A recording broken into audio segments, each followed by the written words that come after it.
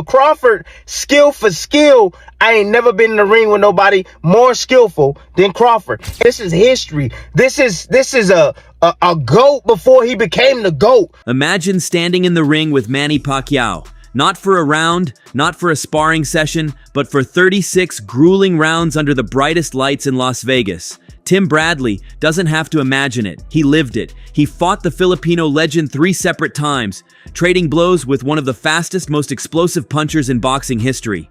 You would think that after sharing over an hour of combat with Pac-Man, Bradley would name him the most dangerous man he's ever faced without a second thought. But you'd be wrong.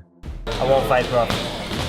Timmy, when you brought Terence to your camp 2 years back, yeah, and you told him you're going to be a future champ, yep, you knew it, right? Yep. What do you have? What kind of skill did he have? Everything. Mentally tough, physically strong, boxing ability, high IQ for the sport, student of the game, confident, everything. He's a friend of mine. According to Bradley, the most terrifying puzzle he ever tried to solve wasn't the Pac-Man in a sold-out arena. It was a skinny, unknown kid in a quiet gym in Palm Springs who walked in off the street and did the unthinkable. Bradley has finally doubled down on a claim that has boxing purists arguing and fans in disbelief. He believes that Terence "Bud" Crawford isn't just good. He believes Crawford is an alien who sits on a level above even Manny Pacquiao. And his reason isn't based on stats or belts. It's based on a secret massacre that happened behind closed doors. A sparring session so one-sided that it had to be stopped to save a world champion's ego. I know you sparred Terence Crawford years ago. Did you know then he was a superstar in the making? What was it about him though that? Just, you know what? He had everything. Nah, for real, he had everything. When I first fought him, he had good speed, timing, great punching power, know how to control the range very well. IQ was through the roof. Who did he help you get ready for? It was the first Pacquiao fight, and then, but the fight before that was against Devin Alexander. Oh, before that? Yeah. I think that was some of the best sparring I ever had, man. Yeah. Honestly, yeah. The first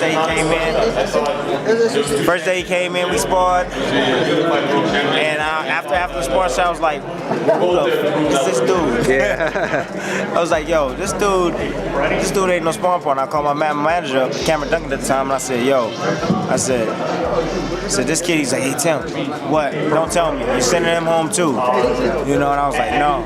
I was like, this kid ain't no sparring partner, man. I said, this kid's a world champion. What? You serious? No. I was like, yeah, he's a world champion. No doubt in my mind. I said, what you gonna do with him? You want him?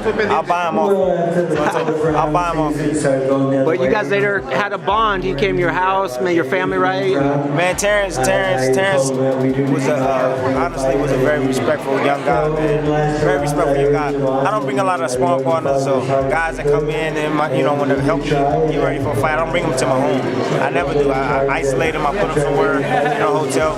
But Terence was just different, man. He was a very very warm dude. He had a big heart. Understood the whole family life. He has a big family at home, so he understood it. And he kind of rolled me. I kind of took him under my wing. I was like, you know what, come with me, man. Come to see my son play. I got a lot of respect for this kid. To understand why Bradley holds this opinion, we have to rewind the clock to 2011.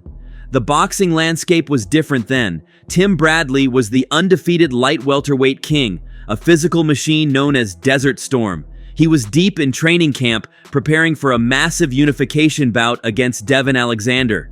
In the world of elite boxing, training camp is sacred. You bring in sparring partners to sharpen your tools, to be punching bags that push you just enough to get you ready, but never enough to make you look bad. Enter a young 10-0 prospect named Terence Crawford. At the time, nobody knew his name. He wasn't a champion. He was just a body, a guy brought in to give Bradley some rounds. Bradley, sitting on top of the world, probably looked at this lanky kid from Omaha and thought it would be light work. After all, Bradley was an elite champion, and this kid was barely a professional. But the moment the bell rang, the atmosphere in the gym shifted. This wasn't a sparring partner there to survive. This was a predator who had snuck into the lion's den. What happened next has become the stuff of gym legend, whispered about for years but only recently fully detailed by Bradley himself. It was supposed to be a routine session, but it turned into a nightmare. Bradley describes it as one of the most confusing and humbling experiences of his life. He went out there to impose his will, to bully the younger fighter, but every time he threw a punch, Crawford wasn't there.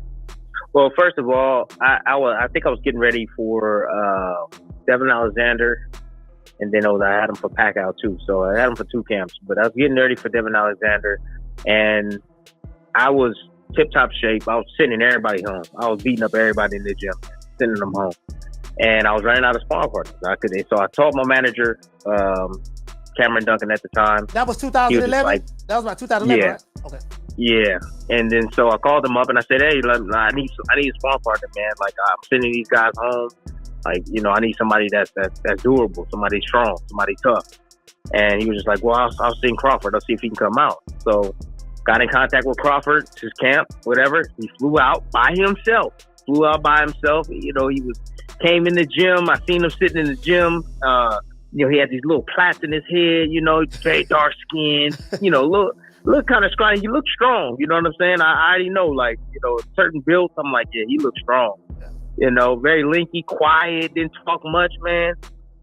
He warmed up, got in the gym. We started working. We started sparring, and I was like, oh my God, he was lighting me up.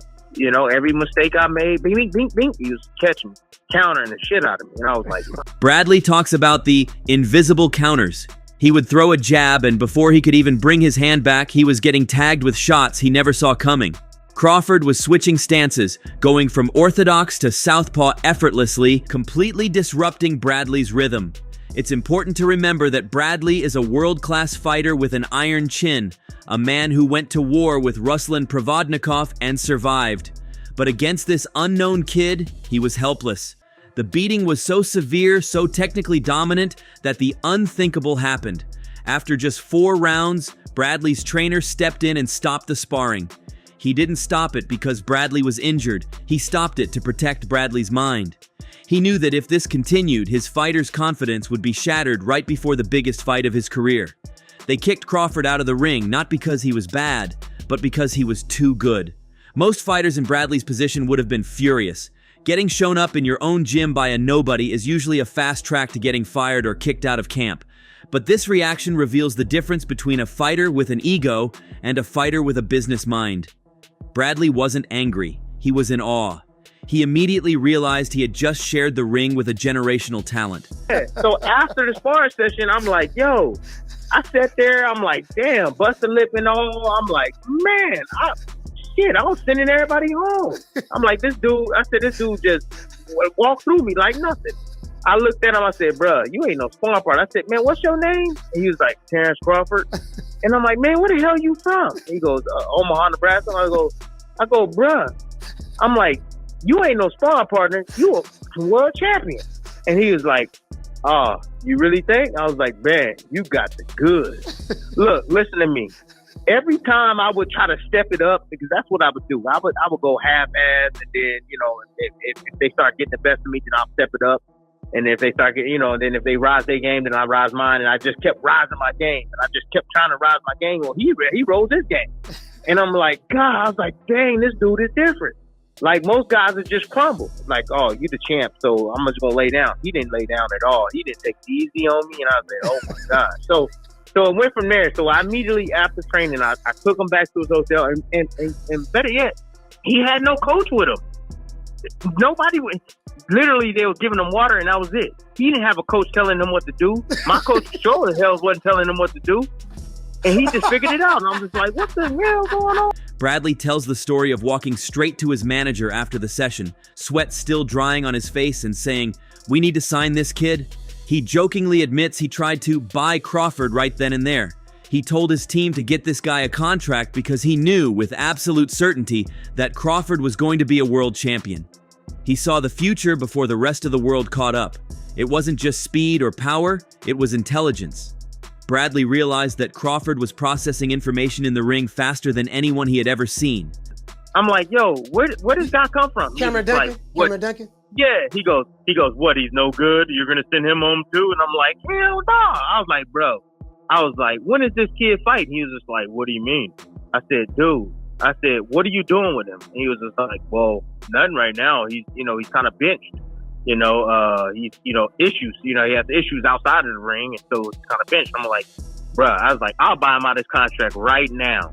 I said, how much you want for him? I'll buy him right now. And he was like, wait, hold up. I love Terence. What are you talking about? His tone changed real quick when I was telling him, like, bro, I was like, he dominated me in the sparring session. He goes, what? He goes, really? Yeah. So then, all right. He didn't know what he had.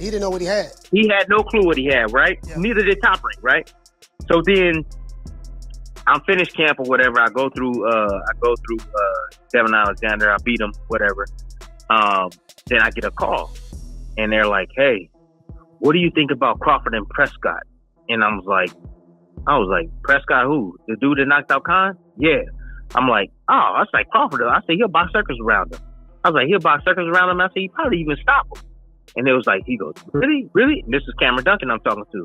He goes, really? You really? He's like, you're sure? I'm like, man, I promise you, everything, whatever it is, I promise you. And I was like, man, I was like, yo, you still want to go 50-50 on Crawford? He goes, no, I'm fine. This brings us to the core of the controversy, the comparison to Manny Pacquiao. Fans love Pacquiao because he is a whirlwind of violence, a savage, as Bradley calls him. When you fight Pacquiao, you are fighting a force of nature. It's overwhelming, fast, and physically painful. Bradley respects that immense power, admitting that Pacquiao was a beast who could hurt you from any angle. With that said, Manny Pacquiao is the name people are throwing out there, Tim. And you've been in the ring with him 3 times, and you've been in the ring with Terence when you guys sparred. How do you see that matchup? What does Tim Bradley think about that? I mean, it's a tough match. It's a tough match.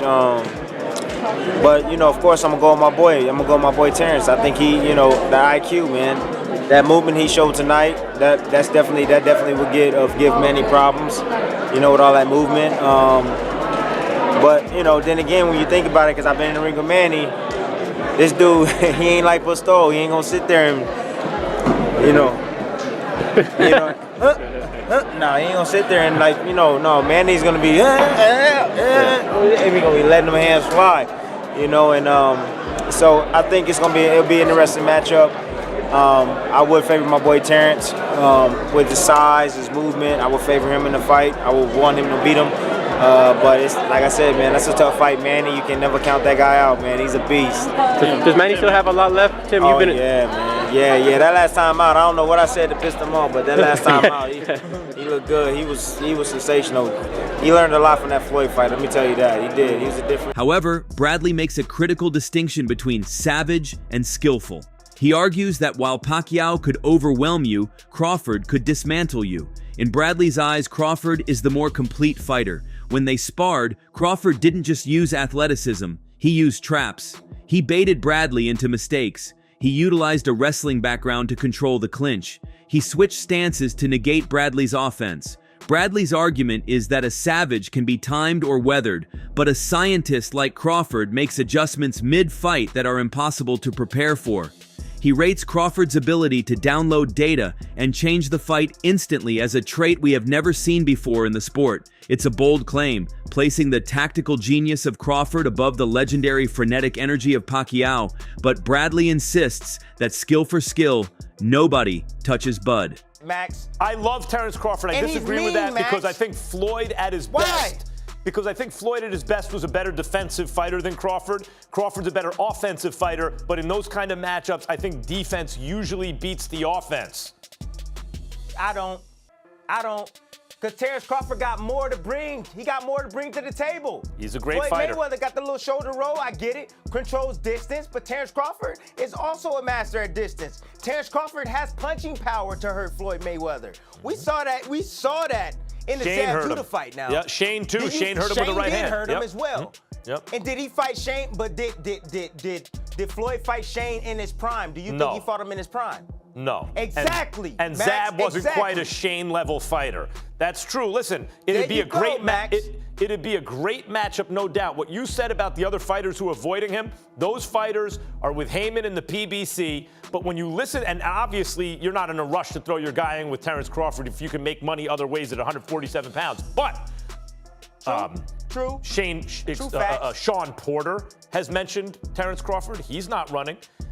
It has been reported recently that Arum and Heyman were talking about a Crawford-Spence fight.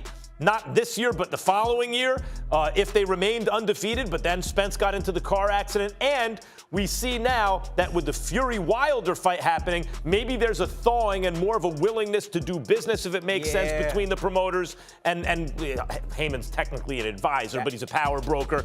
I would love to see if Spence gets back to being the same guy he is and isn't facing legal repercussions for the car accident. I would love to see Spence and Crawford. I think that's the best fight in boxing, Tim. Yes, it is. Right now it is. Fast forward to December 2025. This debate has reignited because that old grainy footage of the sparring session finally surfaced on the internet. Seeing is believing, and for the first time, fans got a glimpse of what Bradley was talking about. You can see the young Crawford moving differently, displaying that eerily calm demeanor that would become his trademark. Of course, this revelation didn't sit well with everyone. Oscar De La Hoya recently stirred the pot, claiming that a prime Manny Pacquiao would have smoked Terence Crawford. It's the classic promoter talk, trying to protect the legacy of the older era. Even Pacquiao, now 47 and planning a shocking return to the ring in 2026, weighed in. He dismissed the comparison, calling Crawford lucky that their paths never crossed professionally. You wanted to fight Manny Pacquiao. I think you were like 27, 28 when you wanted to fight Pac. Why didn't that fight happen? I hear so many excuses like they didn't want it, but Freddie Roach on the record saying he didn't want Pacquiao to fight. I just think Top Rank wanted to protect Pacquiao because of the money issue. It's easy to talk when the fight can never happen, but Bradley's firsthand experience serves as a reality check to the nostalgia. He's the only man who felt the power of both, and his vote hasn't wavered. We know that you want to face the best, the top at 147. Rumor had it that you didn't want to face Terence Crawford. Is that the case, or was that just all rumor? You know, I tell you this, since before I'm wanting to fight Terence Crawford, but I don't know why they don't give it to me. Bob Arum said that you didn't want the fight. No, I want to fight. Even before Jeff Horn, why Jeff Horn and why not Terence Crawford? Why do you think that the fight wasn't made?